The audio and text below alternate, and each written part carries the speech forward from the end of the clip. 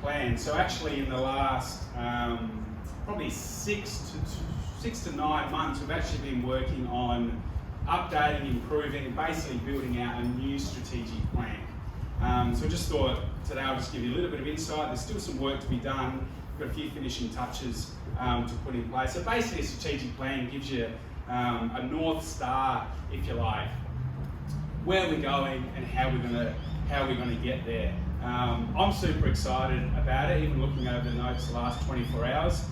Nervous about it as well, so I've got what my 8-year-old daughter would call nerve-sighted. It's a new feeling that she's come up with, so a combination of being nervous and excited. And hey, there'll be some curveballs, no doubt about it. I've learned a lot about curveballs as a business owner, and no bigger than in recent times. We've had COVID to deal with, Alex's situation, Luke's situation, and Rob's health as well. So the process for a strategic plan over that period of time, just to give you some insight. So Alex and I did a lot of work at the beginning of the year. We've done some work and some workshops with our board. We've done several workshops with the other directors and the other business leaders in the group. We've done some work with the central support team, and obviously through all of you guys, the huddles that we're doing, we are taking notes and getting key insight into that. We've done workshops and engagement surveys to put something together. I think I'm trying to make it a little bit more aspirational, a little bit more easier on the eye. The previous one, if you can remember it, I know you've all had it in your offices and your rooms at home, it's probably a little bit heavy on the numbers and the metrics. So the plan is to only give you a bit of an insight, but then we will go around with the business leader in each office or division and deep dive a little bit more and seek a little bit more insight and feedback, see if we're going to be on the right track, so that by the end of the year, beginning of the new year, we're underway and push the green light. So bear with me, those of you with brilliant eyesight. I hope you're sitting out the back. So this one's that, like our foundation is pretty set as I would see it and read it. Really strong brand, good reputation. The brand Orange is 7 years in the marketplace. So I think we've got some comfort in the community. A fair big portion of the community really know who we are and what we do. And whether we're new to the business or established and been here as long as Adam and Rose, then we should be really, really proud with what we've achieved over this whole time, but especially in the last 12 months. So I've summarised here, these were some highlights we picked out. So 80% engagement score result as a group. We're on track for 25% sales growth year on year over that 7-year journey. We won a couple of Adelaide's biggest developments, the Otto's Townhouse site and the Market Square site, which launched officially last week. PM, we got ourselves up to a 4.5 out of 5 customer rating score. We're now selling over 1,000 homes, 102 on top of that were project sales. We've got 1670 under management and 88 homes settled. So that was the year that was basically. Well done, big congratulations, all as a result of all your So the foundation, nothing changes. Our vision, our purpose, our values, they all remain the same. We hopefully would know what they are, but I will just recap. So our vision to be the most trusted and well-respected agency in SA. Stays the same, nothing changed there. Our purpose, help people realise their dreams through property, whether that's internally or externally. We do that by getting recommended more, bit of a tagline. We specialise in residential property, that will continue. And we're metropolitan, inner South Australian based. That will continue, authentic, optimistic, passionate and precise. So core foundations stay the same. So we've come up with one goal, if you like, that we'd like to achieve this over the next 3 years, or by the end of the 3 years, have some comfort that this is where we're at. So basically it reads to be a market-leading real estate business with industry-best engagement scores, technology platforms, employee performance, customer feedback, and workplace practices. And then, yeah, we've got to put a few little measures in place. Okay, what does that look like on the floor, if you like? So setting ourselves to be a target to be the sort of top 3 agents in any sort of marketplace, not necessarily biggest volume, etc. But if someone's going to call in a real estate agent to manage their property or sell their property, they're going to call 3 of them in a marketplace we work. We want to be one of those 3, and we think we can achieve that. Be the #1 project marketing business. That's something we'll continue to be really passionate about and really going to push hard for. I think there's a great opportunity in the Adelaide marketplace. remain at that 80% plus for our engagement scores, hit our 15% growth for PM, generate increased profits on our revenue. Yep, we're proud, we want to make a profit. If we make a profit, we keep the doors open. If the doors are open, then people have jobs. And develop a one customer approach focus. So that's our sort of main goal. We had, if you recall from the previous strategic plan, 4 pillars. They'll still be part of that, and I'll show you at the end. So they, if you recall, were people, business, customer and community. People, business, customer and community. They will still remain a focus. They'll tie into our goal. This is probably the new stuff that we've added on that's a little bit more aspirational. I'm just going to take more of a deep dive now. So there's 6 objectives we're going to work towards. If we hit these, we think we'll hit that goal, we'll hit our strategic plan. We're going to be an attraction business, a lead generation business, own our markets, get recommended more, be innovative and in motion, and be considered and working as one OC. So let's deep dive into those objectives. So the first one, we are an attraction business. What does that mean? So the notes down the bottom, we want to pay our staff industry best salaries and commission splits. We want to provide clear pathways, support them with the best technology, workplace and culture. What does that mean? Creating a business where people want to come to work, people are proud of where they work, we want to attract and retain the best people. Okay, what does that look like again, next level NC?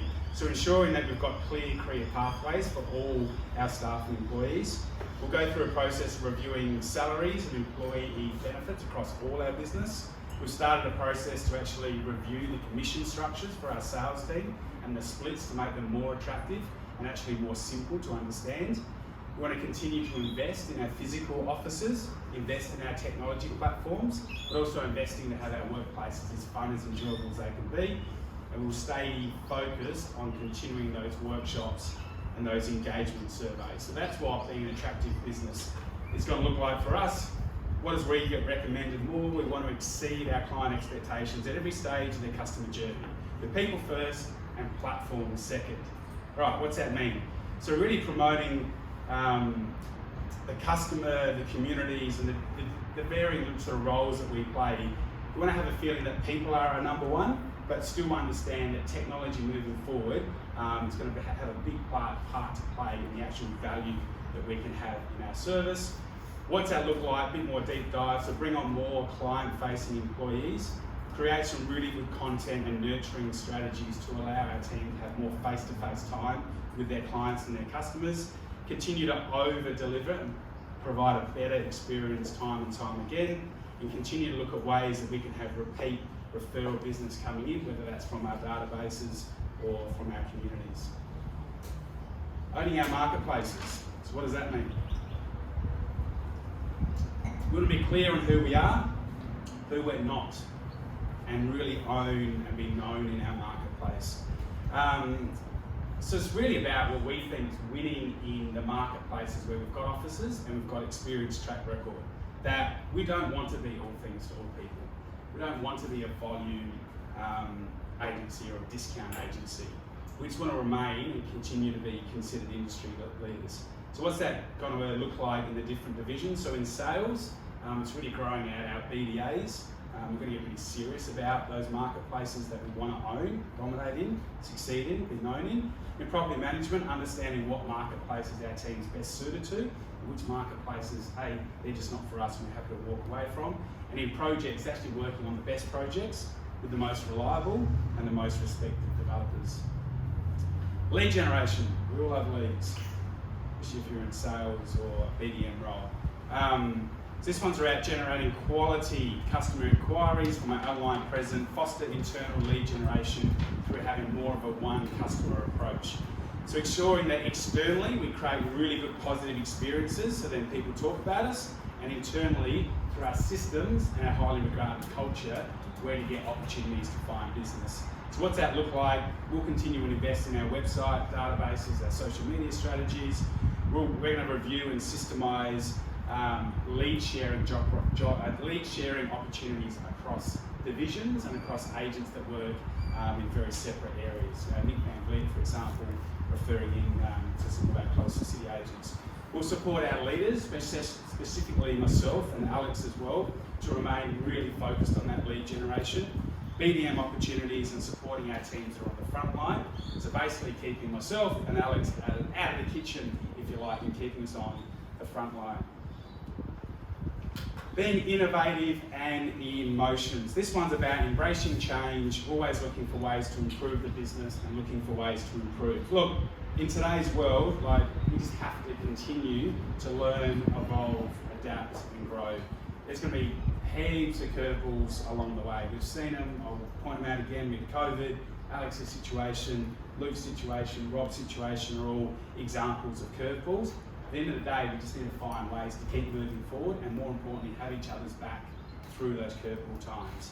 So we want to stay contemporary, be more efficient in the actual operation of the business, and continue where we can invest back into all our businesses and more importantly, invest back into our people. So things like reducing waste, both physical waste, but also time can be a waste as well, specifically through our processes, systems, our technology.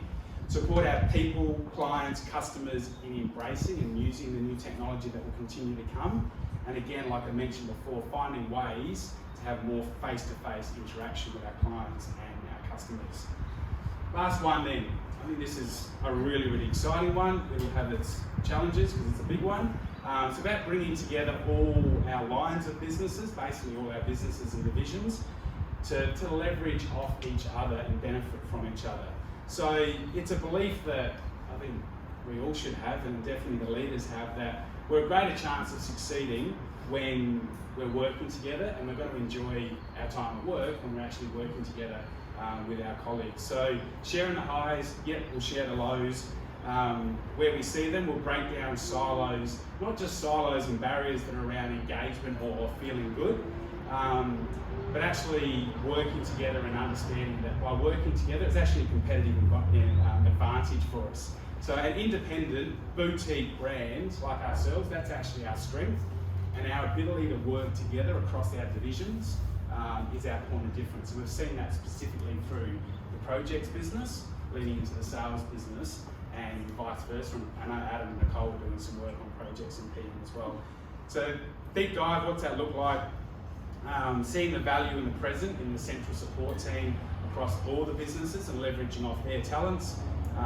Having a more advanced system where you've got sort of one customer view, that if they've been doing work with PM, where they're still a client of OC, even though they might have not done any selling with the sales team.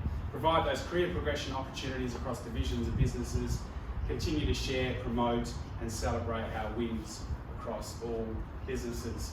A little bit harder to see, but this then becomes that more aspirational, attractive, strategic plan. These are the same. Our goal we've dropped in there. These are the pillars I spoke about early on, and these are our objectives that we add in. Our values still sit and remain the same. It's been 6 to 9 months worth of work. Next stage will be getting to each office and division and having a bit more of a deep dive into how that looks. Take on some feedback, and as I said, as we get to the end of the year, beginning of the new year, then we're launching away and let's see how the next 3 goes. Divisional updates. I need a little bit of a breather and a drink, so I'm going to throw to JT to give an insight into what happened in sales the last quarter. Then we'll hear from Adam, Nicole, who's at home with a sick child, so I'll jump back in there.